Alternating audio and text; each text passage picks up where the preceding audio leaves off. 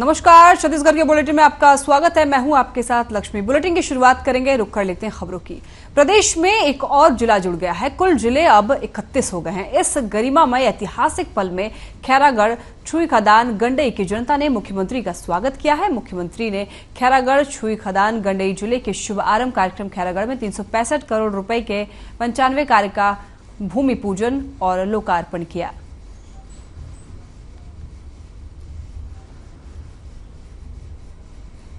CM Bhupesh Baghel ने राजा फतेह सिंह खेल मैदान खैरागढ़ में खैरागढ़ छुई खदान गंडई जिला का उद्घाटन किया।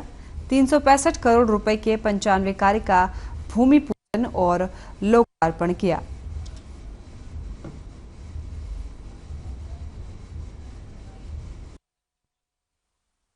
खैरागढ़ छुई खदान गंडई जिला बनने की खूब बधाई। अब छत्तीसगढ़ में 31 जिला होगा। छत्तीसगढ़ महतारी के कोरे में 31 जिला, और आप सबको बहुत बधाई, शुभकामनाएं। जबरदस्त उत्साह और जो ऐतिहासिक स्वागत।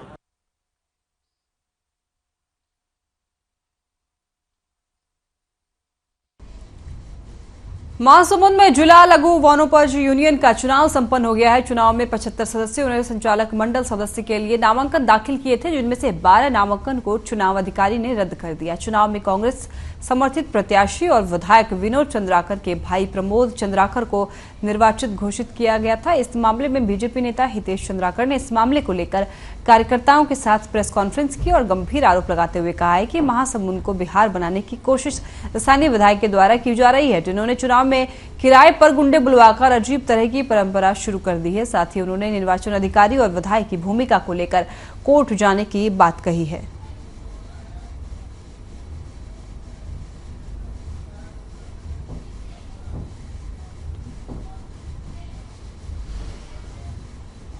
झारखंड में सियासी उलटफेर के बीच रायपुर के 5 स्टार में फेयर लेक रिजॉर्ट में आराम फरमा रहे महागठबंधन के विधायकों की वापसी हो गई है। बता दें कि विधायकों को वापस लाने राज्य के श्रम मंत्री सत्यानंद भोक्ता रायपुर गए थे, जिसके बाद रांची पहुंचे सभी विधायकों को विधानसभा के विशेष सत्र बुलाया गया। जानकारी के अनुसार राज्य सरकार ने विधानसभा में विश्वास मत पेश करने की तारीख तय की है।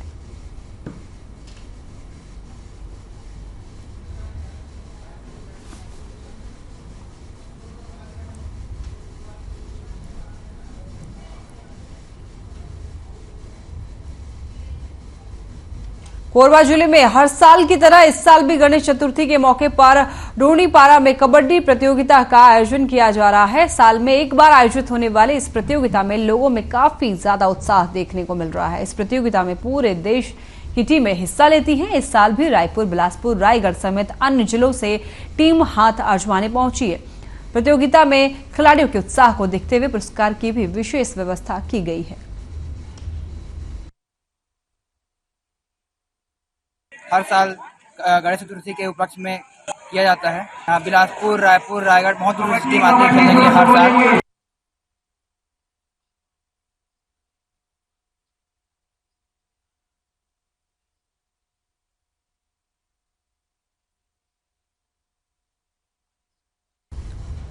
अंबिकापुर जिले में कोरबा स्थित मार्ग पर पौधारोपण का कार्यक्रम किया गया। सैनिक स्कूल परिसर में सर्वेश्वरी समूह के सदस्यों ने पौधारोपण किया। बता दें कि इस दौरान सदस्य, स्कूल के शिक्षकों और छात्रों ने कई प्रजाति के पौधे का रोपण किया।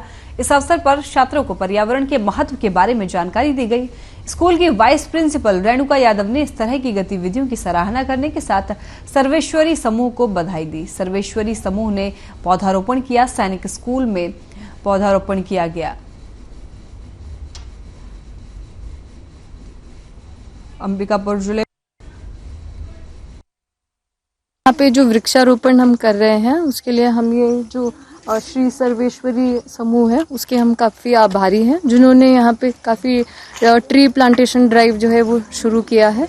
एंड काफ़ी फ्रूट ट्रीज, फलों के पौधे हम यहाँ पे उगा रहे हैं इनके सौजन्य से। यहाँ पर सर्वेश्वरी समूह के सौजन्य से एक वृक्षारोपण कार्यक्रम का आयोजन किया गया है।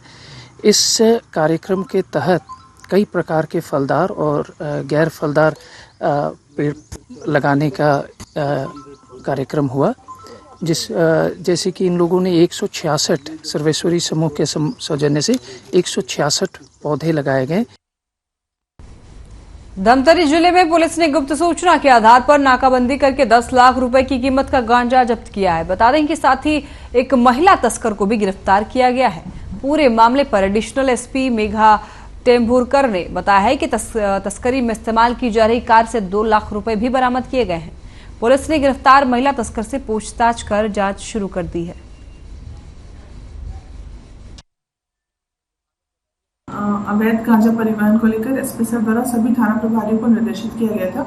इसी तारतम्य में कल शाम के सहरा डबली नाका के पास साइबर की टीम और अर्जुनी थाने की टीम द्वारा एक वाहन को चेक किया गया, जो होंडा सिटी कार थी, जिसका सीजी पासिंग 604D01900। इस गाड़ी को जब चेक किया गया तो इसमें इसकी डिक्की में 51 किलो गांजा मिला है, जिसकी कीमत 10,20,000 रुपए है। महासमुंद जिले की बसना पुलिस के हाथ बड़ी सफलता लगी है। पुलिस ने एक बाइक चोर गिरोह के 2 आरोपियों को धर दबोचा है। बता दें कि आरोपियों के पास से 7 चोरी की गई मोटरसाइकिल बरामद की गई है। पुलिस के अनुसार ये चोर आसपास के एरिया में बाइक चोरी की वारदातों को अंजाम देते थे। बाइक चोरी के बाद ये बदमाश चेचिस नंबर मिटाकर बेच दिया करते थे बाइक को। फिलहाल पुलिस ने इन्हें गिरफ्तार कर आगे की कार्रवाई शुरू कर दी है।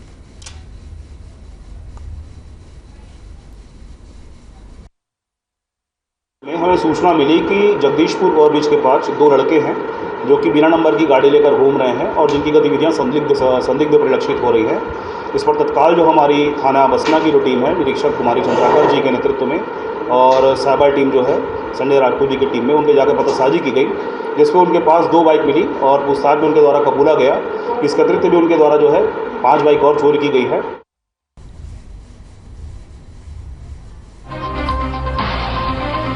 बड़ी खबर आपको बता रहे लखनऊ से। हजरतगंज के लेवाना होटल में लगी आग। कई लोगों के होटल में फंसे होने की संभावना जताई जा रही है। फायर ब्रिगेड की 3 गाड़ियां आग बुझाने में जुटी हुई है। आग लगने का कारणों का अभी तक पता नहीं चल पाया है। सीएम योगी ने हादसे पर दुख जताया। बड़ी खबर आपको बता रहे हैं लखनऊ से। लखनऊ की खबर आपको बता रहे हैं। हजरतगंज के लेवाना होटल में भीषण आग लगी है। आग लगने की वजह से 2 लोगों की मौत भी हो गई है। बड़ी खबर आपको बता रहे हैं। हालांकि होटल के अंदर अभी भी कई लोगों के फंसे होने की संभावना जताई जा रही है। काफी लोग वहां पर धुएं की वजह से बेहोश हो गए थे। बड़ी खबर आपको बता रहे हैं उत्तर प्रदेश के लखनऊ से, जहां पर हजरतगंज में होटल में लगी भीषण आग। भीषण आग में 2 लोगों की मौत भी हो गई है। कई लोग फंसे हुए हैं। ये आपको एक्सक्लूसिव तस्वीरें दिखा रहे हैं। यहां पर एसडीआरएफ और दमकल विभाग की टीमें मौजूद हैं, लगातार प्रयास कर रही हैं लोगों को होटल से बाहर निकालने के लिए। बड़ी खबर आपको बता रहे हैं और एक्सक्लूसिव तस्वीरें भी आपको दिखा रहे हैं लखनऊ से।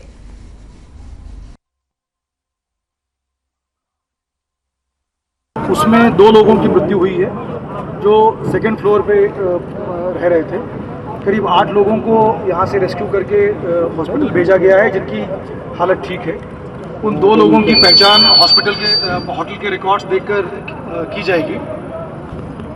प्रारंभिक दृष्टया जो जानकारी हुई है, प्रोविजनली जिसको हम कह सकते हैं, वो ये है कि ये लग रहा है कि ये आग जो है वो शॉर्ट सर्किट से हुई है। लेकिन इस पूरे होटल का जो जहां पर आग लगी है उसका फॉरेंसिक ऑडिट किया जाएगा, जिससे घटना के सही क्रम की जानकारी होगी कि ये किस प्रकार से घटना हुई।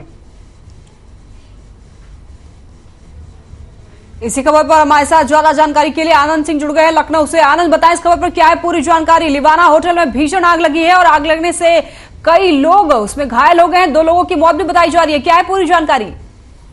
जी लक्ष्मी, ऐसा है, ये होटल जो है वीवीआईपी एरिया में स्थित है लखनऊ के, और यहाँ पर लगातार वीआईपी मोमेंट होते रहते हैं। और जिस तरीके से अगर बात की जाए तो यहाँ पर यहाँ पर जो फायर की जो पूरी चीजें हैं वो सही तरीके से नहीं है।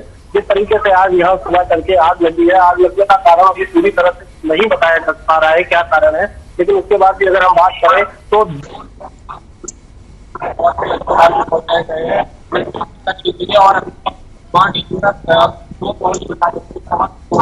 निकलने का प्रयास दमकल के लोग कर रहे हैं और लगातार जो है तरह से भी आग पर काबू पाया जाए। अभी भी आप देख सकते हैं ऊपर से लगातार धुआं निकल रहा है। लगभग 5 से 6 घंटे हो चुके हैं और अभी भी अंदर लोगों के फंसे होने की संभावना है और जिसको रेस्क्यू किया जा रहा है लगातार। अब ये इसमें अभी यहाँ पे खुद उत्तर प्रदेश के डिप्टी सीएम ब्रजेश पाठक पहुंचकर उन्होंने जायजा और करने का प्रयास किया और उन्होंने साफ तौर पे ये बात बोली है कि जो भी इसमें अगर दोषी पाया जाएगा उसके साथ सख्त से सख्त कार्रवाई की जाएगी। और यही लखनऊ के जिलाधिकारी महोदय यहाँ पहुंचे, उन्होंने यही बात बताई कि जो भी यहाँ पर इस मामले में अभी मेन मुद्दा है रेस्क्यू, यहाँ पहले जो भी लोग हैं उनको यहाँ से निकाला जाए और रेस्क्यू करने के बाद इसकी जांच का विषय है और जांच की जाएगी और जांच में जो भी दोषी पाया जाएगा उसके साथ सख्त से सख्त कार्रवाई की जाएगी। और अगर हम बात करें तो लगातार यहाँ दमकल की गाड़ियां आप देख सकते हैं और जिस तरह मैं आनंद जी अब तक कितने लोगों को रेस्क्यू कर लिया गया है? लक्ष्मी, लगभग इस होटल में जिस तरह बताया जा रहा है कि 40 से 45 लोग रात में रुके हुए थे जिनको सुबह रेस्क्यू किया गया, किसी तरीके से अस्पताल पहुंचाया गया, जिसमें 7 से 8 लोगों को बताया गया कि हॉस्पिटल में एडमिट कराया गया, जिसमें 2 लोगों की मृत्यु हुई है जो पति और पत्नी के तौर पे बताए गए हैं कि वो हस्बैंड वाइफ है। लेकिन अभी जो बॉडी रेस्क्यू की गई है, जो निकाली गई है अभी से कुछ देर पहले, उनके बारे में सही तरीके से जानकारी नहीं मिल पाई है कि वो महिला की है या पुरुष की है। और अभी भी लगातार रेस्क्यू चल रहा है, जिस तरह आप देख सकती हैं हमारे पीछे ये एम्बुलेंस खड़ी हुई है और मीडिया बंधु पीछे खड़े हुए हैं रेस्क्यू के लिए। पूरा ऊपर से दमकल के लोग लगे हुए हैं रेस्क्यू करने के लिए। यहाँ से बॉडी को किसी तरीके से थर्ड फ्लोर का आनंद जी, होटल के किस फ्लोर पे आग लगी है? देखिए, पूरे होटल में ही अगर कहा जाए कि ये होटल, आप जिस तरह मैं दिखाने की प्रयास करूंगा कि ये पूरा जो है बाहर का जो हिस्सा है ये लोहे का बना हुआ है, जिसको दमकल के लोगों को तोड़ने में काफी दिक्कत पड़ी और शीशे। आनंद जी, क्या आपके पास में वहाँ कोई लोग हैं जो चश्मदीद वहाँ गवाह थे उस वक्त की जब आग लगी? देखिए, ये लगभग घटना घटे लगभग 5 से 6 घंटे हो चुके हैं। अगर कोई चश्मदीद वहाँ पर आपके पास मौजूद है तो आप उनसे बात करने की कोशिश करें। 4 से 5 लोग यहाँ पर 4-5 घंटे हो चुके हैं, लोग यहाँ पर फंसे हुए थे। जिस तरीके से यहाँ पर मैं प्रयास करता हूँ कि अगर कोई होता है तो मैं बात को कराने का प्रयास करता हूँ। जिस तरीके से मैं जिस तरह अभी आप देख सकती हैं कि देखिए बॉडी निकल रही है। पहले मैं यहाँ पे आपको दिखाना चाहूंगा कि ये देखिए बॉडी को रेस्क्यू किया जा रहा है। मैं चाहूंगा कि एक बार कैमरामैन से आगे दिखाने के लिए, और ताकि जो यहाँ पर चतुर्जी है उनके आप करेंगे उसको दिखाने के लिए। लगातार पुलिस प्रशासन भी मुस्तैद है कि किसी तरीके से लोग आगे ना आए, लेकिन कहीं ना कहीं एक बड़ी लापरवाही है जिस कारण से बड़ा हादसा हुआ है। और आप देख सकते हैं कि किस तरीके से लगातार यहाँ प्रयास किया जा रहा है। खुद यहाँ जितने आलाधिकारी है समय समय पर पहुंच रहे हैं, खुद डिप्टी सीएम यहाँ पर पहुंचे थे और मुख्यमंत्री खुद पहुंचे अस्पताल में, मरीजों का जायजा लिया उन्होंने कि क्या कंडीशन है उनकी। इसमें 2 लोगों को मृत्यु घोषित कर दिया गया है। लगातार अभी भी बॉडी निकल। आनंद जी, घटना के बाद कितनी देर के बाद वहां पर एसडीआरएफ की टीम और दमकल विभाग की टीम पहुंची? देखिए, सुबह की घटना है, सुबह ही जो है दमकल के लोग यहाँ पहुंच चुके थे। हम प्रयास करेंगे, कैमरामैन से कहेंगे बाहर की तरफ चलने के लिए, और बाहर हम आपको चल के यहाँ की स्थिति दिखाते हैं कि कितनी दमकल की गाड़ियां यहाँ पर मौजूद है लगातार। और दमकल सुबह से ही यहाँ पर लोग पहुंच चुके हैं और लगातार प्रयास किया जा रहा है कि किसी तरीके से भी यहाँ पर आग पर काबू पाया जाए। और मैं नीचे भी दिखाऊंगा कि आनंद जी, किसकी लापरवाही बताई जा रही है इस पूरी घटना पर? देखिए, यहाँ पहले बताया गया कि नोटिस दी जा चुकी थी, जिस कारण से नोटिस देने के बाद भी यहाँ पर सही से संज्ञान नहीं लिया, जिसकी वजह से आज इतनी बड़ी यहाँ पर घटना घटी है। आप देख सकते हैं किस तरीके से ऊपर जो है पूरे सब तरफ होटल के सब तरफ खुद जो यहाँ पर पूरा स्टाफ मौजूद है, खुद कमिश्नर, डीसीपी और खुद डिप्टी सीएम यहाँ पहुंचे। जिस तरह यहाँ पे पूरा पानी भरा हुआ है, जिस तरह मैं बताऊंगा कि यहाँ जैसे बाहर आप देख सकते हैं यहाँ जनमानस लोग खड़े हुए हैं जिनको अंदर जाने की अनुमति नहीं है। हम प्रयास करेंगे किसी से बात करने की कोशिश करेंगे कि किसी तरीके से जो यहाँ मौके पे मौजूद रहे उनसे बात करें।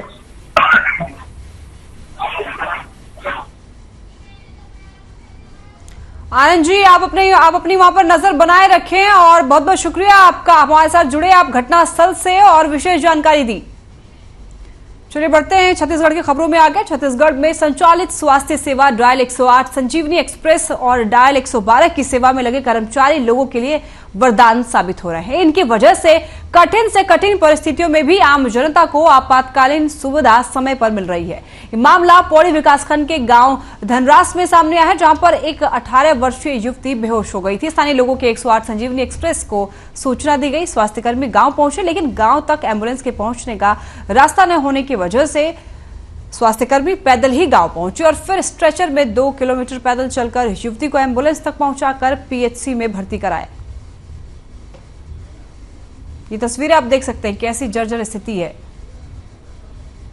सड़क की स्थिति बदहाल है, एम्बुलेंस गांव तक पहुंच नहीं सकती है, जिसकी वजह से स्ट्रेचर पर खुद पैदल लाया जा रहा है यहां पर महिला को।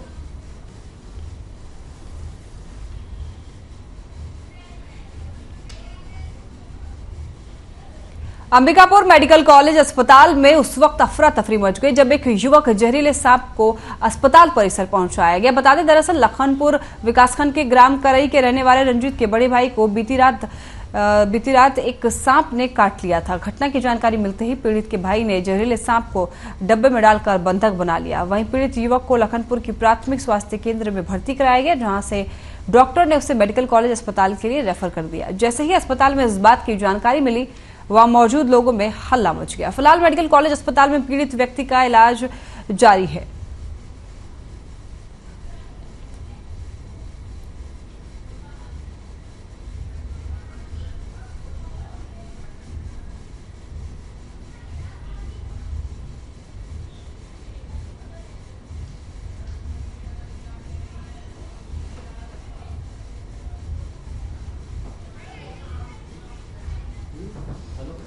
अंबिकापुर मेडिकल कॉलेज अस्पताल में उस वक्त अफरा तफरी मच गई जब एक युवक जहरीले सांप को अस्पताल परिसर में लेकर पहुंचा। लखनपुर विकासखंड के ग्राम करई के रहने वाले रंजीत के बड़े भाई को बीती रात एक सांप ने काट लिया था। इस घटना की जानकारी मिलते ही पीड़ित के भाई ने जहरीले सांप को एक डब्बे में डालकर बंधक बना लिया और इसके बाद अस्पताल भी लेकर पहुंच गया। डॉक्टर ने उसे मेडिकल कॉलेज अस्पताल के लिए रेफर कर दिया और जैसे ही अस्पताल में इस बात की जानकारी लगी, वहां मौजूद लोगों में हल्ला मच गया। आपको बता दें कि फिलहाल मेडिकल कॉलेज अस्पताल में पीड़ित व्यक्ति का इलाज जारी है।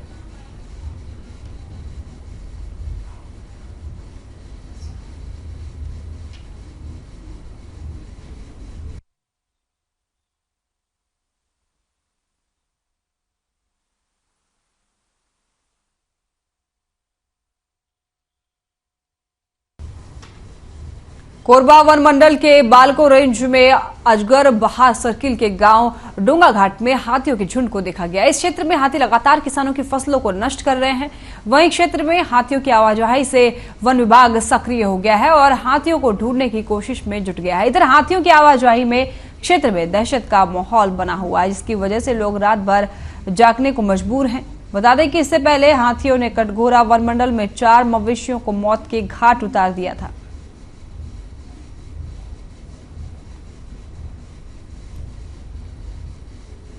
बालको रेंज में हाथियों का दल दिखा है। हाथियों ने फसलों को बर्बाद कर दिया है। ग्रामीण काफी ज्यादा परेशान हैं हाथियों के झुंड की वजह से, क्योंकि फसल को बर्बाद कर रहे हैं और किसानों के लिए तो फसल ही सब कुछ होता है।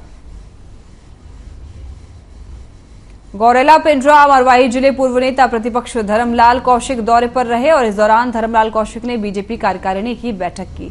इस बैठक में जेपी नड्डा के दौरे को यादगार बनाने के आवश्यक निर्देश दिए गए और साथ ही नेता प्रतिपक्ष ने कहा है कि बीजेपी के राष्ट्रीय अध्यक्ष जेपी नड्डा अध्यक्ष बनने के बाद पहली बार छत्तीसगढ़ के दौरे पर आ रहे हैं, जिसे यादगार बनाने के लिए जिले की कार्यकारिणी की आवश्यक बैठक लेकर जरूरी निर्देश दिए गए हैं।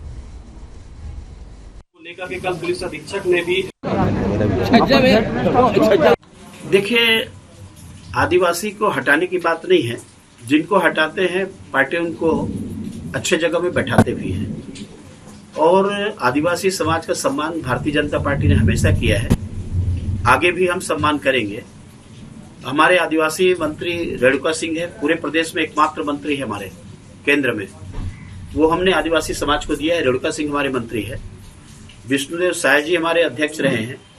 नंद कुमार साय जी आयोग के हमारे पूरे राष्ट्रीय आयोग के अध्यक्ष रहे हैं।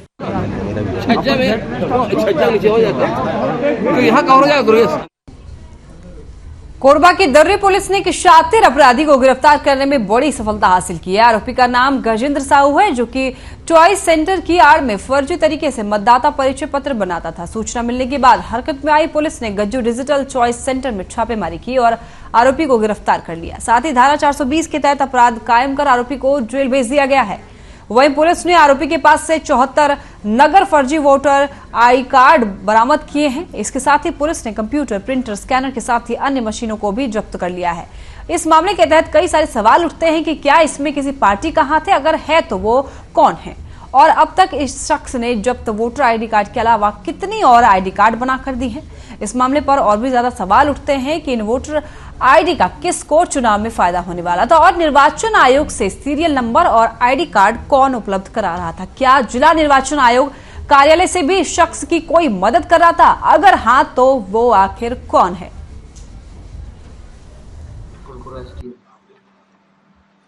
थाना दर्री में एक चॉइस सेंटर है प्रेमनगर जयगांव चौक के पास में, जिसका संचालक गजेंद्र साहू। इसमें सूचना मिली थी कि इनके द्वारा फर्जी तरीके से मतदाता परिचय पत्र बनाया जाता है। इस पर से तस्दीक करने के पश्चात थाना दर्री की टीम जब इसमें रेड की तो वहाँ पर से करीब 74 ऐसे फर्जी मतदाता सूची का लिस्ट निकला और कुछ इसमें प्रेजेंट में जो मतदाता परिचय पत्र जो बनाया था वो भी उससे बरामद हुआ। खबर कोरबा से, जहां दर्री पुलिस ने सीएसीबी के उन अधिकारियों के खिलाफ अपराध दर्ज कर लिया है जिनकी लापरवाही से एक 5 साल की मासूम का हाथ काटना पड़ा। दरअसल 26 जनवरी को नगोई खर दर्री में खेलने के दौरान मासूम बच्ची खुले ट्रांसफार्मर की चपेट में आ गई थी, जहां करंट का जबरदस्त झटका लगने के कारण उसके दोनों हाथों को काटना पड़ गया। ये तस्वीरें भी अभी हमने आपको दिखाई है। अस्पताल से मिली रिपोर्ट के बाद पुलिस ने मामले को दर्ज कर लिया। इसके बाद जांच शुरू कर दी। पुलिस का कहना है कि जांच के दौरान जो भी दोषी मिलेगा उसके खिलाफ कार्रवाई की जाएगी। ये तस्वीर आप देख सकते हैं, एक छोटी सी मासूम बच्ची जो कि खेलते वक्त एक ट्रांसफार्मर के चपेट में आ गई। इसके बाद करंट लगने की वजह से इस मासूम के दोनों हाथों को काट दिया गया। उसकी चपेट में आ जाने से करंट लग गई, जिसकी वजह से बुरी तरह से झुलस गई, जिसके इलाज के लिए वे लोग रायपुर इलाज कराने गए थे। वहाँ से लौटने के दौरान आवेदन दिए कि ऐसा ऐसा घटना घटित हुआ है। तो घटना घटित के आवेदन पर जांच किया गया और जांच पे तथ्य जो सामने उसके अनुसार अपराध क्रमांक 264/22 धारा 287 338। सीएम भूपेश बघेल के आगमन को लेकर तैयारियां तेज हो गई हैं। बता दें कि करिया कलेक्टर कुलदीप शर्मा ने एमसीबी जिले के नए कलेक्ट्रेट भवन और पुलिस अधीक्षक कार्यालय में चल रही तैयारियों का जायजा लिया। बता दें कि सीएम भूपेश बघेल के द्वारा नए एमसीबी जिले के उद्घाटन को लेकर व्यापक तैयारियां की जा रही है। कलेक्टर कुलदीप शर्मा ने सीएम के होने वाले रोड शो को लेकर मनेन्द्रगढ़ शहर का निरीक्षण किया।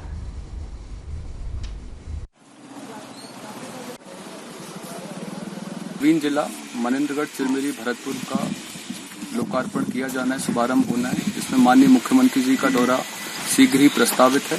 उसी तारतम्य में यहाँ के कार्यालयों का निरीक्षण किया गया है और उनकी प्रोग्रेस का मॉनिटरिंग की गई है और उसको तेजी के साथ कराया जा रहा है। प्रदेश के पूर्व मुख्यमंत्री रमन सिंह ने बीजेपी के राष्ट्रीय अध्यक्ष जेपी नड्डा के रायपुर दौरे की जानकारी देते हुए बताया कि जेपी नड्डा के कार्यक्रम को लेकर तैयारियां शुरू कर दी गई हैं। जेपी नड्डा 9 तारीख को रायपुर पहुंचेंगे और बीजेपी के कार्यकर्ताओं और कोर ग्रुप से मुलाकात करेंगे। उनके इस कार्यक्रम में विशाल रैली और रोड शो का भी आयोजन किया जाएगा।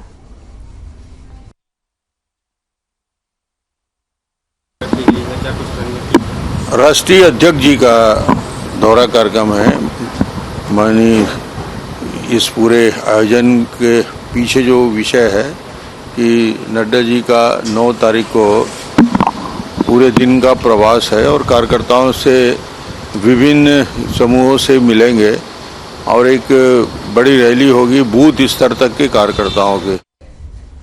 हाल ही में बस्तर में हुई फाइटर्स भर्ती प्रक्रिया को लेकर बीजेपी के प्रदेश प्रवक्ता और पूर्व मंत्री केदार कश्यप ने राज्य सरकार पर गंभीर आरोप लगाया है। पूर्व मंत्री का कहना है कि राज्य सरकार की ओर से बस्तर फाइटर्स की भर्ती में पारदर्शिता नहीं बरती गई है, जिससे कई होनहार छात्रों का भविष्य अंधकारमय हो गया है। उन्होंने कहा कि भर्ती प्रक्रिया में हुई धांधली की जांच कर दोषियों पर कड़ी कार्रवाई की जाए।